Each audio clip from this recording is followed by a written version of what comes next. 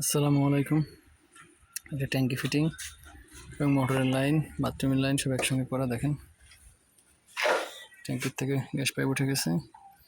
Gas pipe থেকে টি হয়ে এই ডান দিকে গেছে, একটা টি হয়ে নিচে গেছে, নিচে যে বাথরুমে ঢুকে গেছে। এটা নিচের থেকে আবার দেখাচ্ছি।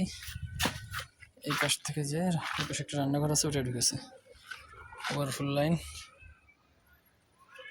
ডাইরেক্ট সামনে পড়বে, আর মোটরের লাইন এই যেভাবে ডাইরেক্ট নিচে চলে গেছে। 500 লিটার ট্যাঙ্কি। এই যে 1 ইঞ্চি যেটা ট্যাঙ্কির থেকে আসছে, নিচে যে ওই পাশে একটা বাথরুম মতো আছে, ওখানে চলে গেছে। আর সামনে একটা কল, আর এই বাথরুমের ভিতরে ঢুকেছে। সাবমার্সিবলের লাইন তাও ওই বাথরুমে চলে গেছে। এই পাশে রান্নাঘরের লাইন,